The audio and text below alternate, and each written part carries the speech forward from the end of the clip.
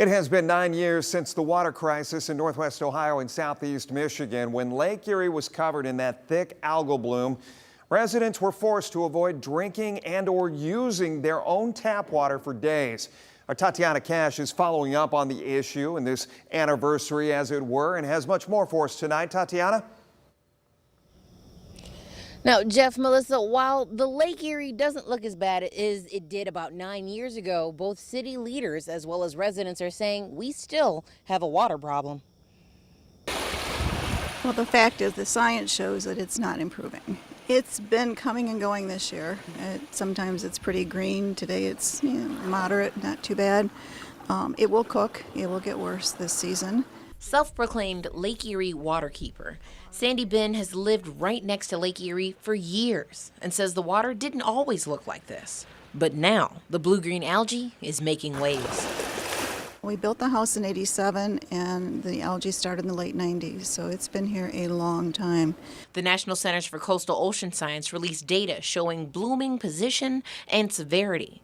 It shows estimates based off the Maumee River's discharge of agricultural runoff. It's a major source for the algae, and the state of Ohio refuses to factor it in and reduce. In fact, they keep adding and compounding the problem instead of taking away. And Toledo's Mayor Wade Kapsakavage agrees. In a statement about the lake, he says, 9 years after the water crisis, the state of Ohio has still refused to take the common sense steps necessary to protect Lake Erie from the agricultural runoff that causes harmful algal blooms.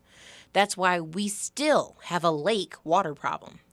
The quality of our lake is still poor, but the quality of our drinking water is excellent. Both can be true, and it is a shame that the ratepayers of Toledo have been forced to solve this problem largely by themselves. But some could argue the lake doesn't look too bad, because wildlife is able to make a splash, and so do some of the people. I'm glad you're enjoying it, absolutely, and I mean, we do it, we go out.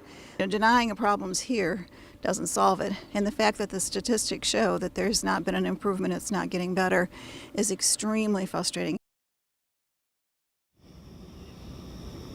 Now, while H2 Ohio was launched by Governor Mike DeWine in 2019, what I can tell you is that they invested $172 million from the state assembly. However, he said that this would still continue to be something they needed to reinvest in, legislators would need to, in order for the phosphorus reduction to be something that finally gets cleared. And they're saying, residents and city leaders, got to do it faster. So here, by the link for it, Tatiana Cash, WTOL 11.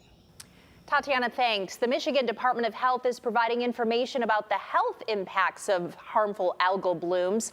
The department says the toxins may cause things like runny nose and eyes, stomach pain, and breathing difficulty. The State Department is also funding the Monroe County Health Department to collect samples from sites that potentially have algal blooms. If you think you may have had contact with a bloom, call your doctor.